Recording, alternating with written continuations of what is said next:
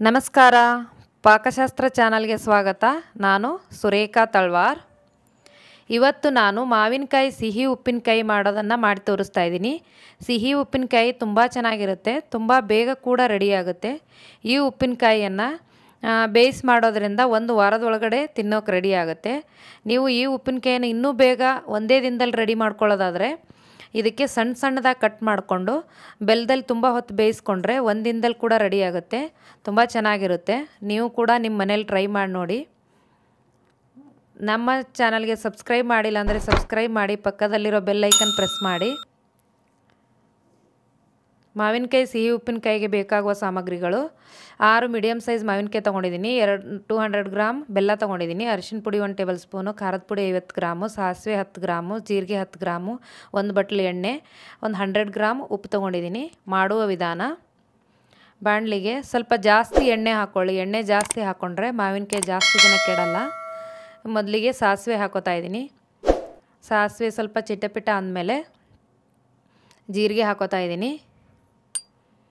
ಅರಿಶಿಣ ಪುಡಿ ಒಂದು 2 ಟೇಬಲ್ ಸ್ಪೂನ್ ಹಾಕ್ಕೊಂಡಿದ್ದೀನಿ. ಅರಿಶಿಣ ಪುಡಿ, ಖಾರದ ಪುಡಿ ಹಾಕೋತಾ ಇದ್ದೀನಿ. ಒಂದು 50 ಗ್ರಾಮ್ ತೊಗೊಂಡಿದ್ದೀನಿ ಖಾರದ ಪುಡಿ. ಒಂದು 6 ಮಾವಿನಕಾಯಿಗೆ 50 ಗ್ರಾಮ್ ಸಾಕಾಗುತ್ತೆ. ಇದಕ್ಕೆ ಬೆಲ್ಲ ಹಾಕೋತಾ ಇದ್ದೀನಿ.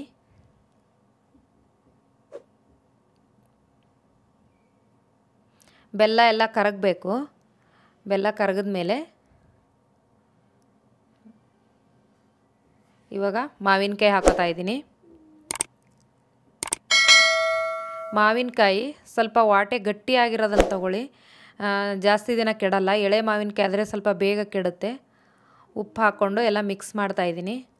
ಇದು ನಿಧಾನ ಸಣ್ಣ ಉರಿಯಲ್ಲಿ ಬೇಯಿಸ್ತಾ ಇದ್ದರೆ ನೀರು ಬಿಟ್ಕೊಳ್ಳುತ್ತೆ.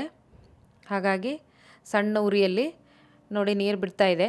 ಈಗ ಮುಚ್ಚಿಬಿಟ್ಟು ನಾನು ಒಂದು 10 ನಿಮಿಷ ಬೇಯಿಸ್ತಾ ಇದ್ದೀನಿ. ಪೂರ್ತಿ ಮಾವಿನಕಾಯಿ ಎಲ್ಲ ಮೆತ್ತಗಾಗ್ಬಿಡುತ್ತೆ ಬೇಯೋದ್ರಲ್ಲೇ. ಒಂದು 10 ನಿಮಿಷ ಸಣ್ಣ ಉರಿಯಲ್ಲಿ ಬೇಯಿಸಬೇಕು. 10 ನಿಮಿಷ ಆಗಿದೆ ನೋಡಿ. ಈಗ ಮಾವಿನಕಾಯಿ ಎಲ್ಲ ಮೆತ್ತಗಾಗಿದೆ. ಇನ್ನೊಂದು ಸ್ವಲ್ಪ ಓಪನ್ ಇಟ್ಬಿಟ್ಟು ನಾನೆಲ್ಲ ಕುದಿಸ್ಕೊತಾ ಇದ್ದೀನಿ. ನಿಮಗೆ ತೀರಾ ಬೇಗ ರೆಡಿ ಆಗಬೇಕು ಅಂದರೆ ಜಾಸ್ತಿ ಹೊತ್ತು ಬೇಯಿಸ್ಕೊಳ್ಳಿ. ಇದು ನೀರಿನ ಅಂಶ ಏನೂ ಇರಬಾರ್ದು. ಆ ಥರ ನಾವು ಯಾವುದಾದ್ರೂ ಡಬ್ಬಿ, ಭರಣಿ ಏನಾದರೂ ಇದ್ದರೆ ತುಂಬ ಚೆನ್ನಾಗಿರುತ್ತೆ. ಗಾಜಿನ ಭರಣಿ ಆ ಥರದ್ದು, ಇಲ್ಲ ಪಿಂಗಾಣಿದು ತೊಗೊಂಡ್ರೆ ತುಂಬ ಚೆನ್ನಾಗಿರುತ್ತೆ. ಉಪ್ಪಿನಕಾಯಿ 1 ವರ್ಷದೆಲ್ಲ ಇಡ್ತೀವಲ್ಲ, ಹಾಗಾಗಿ ಇಟ್ಕೋಬೋದು. ಇಲ್ಲ ಪ್ಲಾಸ್ಟಿಕ್ ಡಬ್ಬಿ ಆದರೆ ಇಟ್ಕೊಂಡ್ರು ಅದಕ್ಕೆ ನೀರಿನ ಅಂಶ ಇರಬಾರ್ದು. ಈಗ ಉಪ್ಪಿನಕಾಯಿ ರೆಡಿ ಆಗಿದೆ. ನಾನಿದು 1 ವಾರ ಎತ್ತಿಡ್ತಾ ಇದ್ದೀನಿ. 1 ವಾರ ಆದಮೇಲೆ ನಿಮಗೆ ಮತ್ತೆ ತೋರಿಸ್ತೀನಿ ನಾನು. ಇವಾಗ 1 ವಾರ ಆಗಿದೆ ಈಗ ಉಪ್ಪಿನಕಾಯಿ ನೋಡಿ. 1 ವಾರ ಆದಮೇಲೆ ಎಷ್ಟು ಚೆನ್ನಾಗಾಗಿದೆ. ತುಂಬ ಚೆನ್ನಾಗಿ ಬಂದಿದೆ ಉಪ್ಪಿನಕಾಯಿ. ತುಂಬ ಸಾಫ್ಟ್ ಕೂಡ ಆಗಿದೆ. ಕಲರ್ ಕೂಡ ಚೆನ್ನಾಗಿ ಬಂದಿದೆ. ನಾನು ಬೌಲ್ಗೆ ಹಾಕಿ ತೋರಿಸ್ತಾ ಇದ್ದೀನಿ ನೋಡಿ. 1 ವಾರದಲ್ಲಿ ರೆಡಿ ಆಗಿದೆ ಇದು ಉಪ್ಪಿನಕಾಯಿ.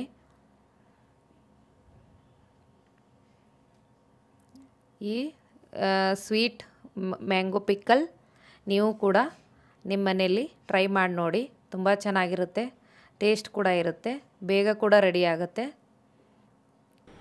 ನಮ್ಮ ಚಾನಲ್ಗೆ ಲೈಕ್ ಮಾಡಿ, ಶೇರ್ ಮಾಡಿ, ಸಬ್ಸ್ಕ್ರೈಬ್ ಮಾಡಿ, ಪಕ್ಕದಲ್ಲಿರೋ ಬೆಲ್ ಐಕನ್ ಪ್ರೆಸ್ ಮಾಡಿ. ಧನ್ಯವಾದಗಳು.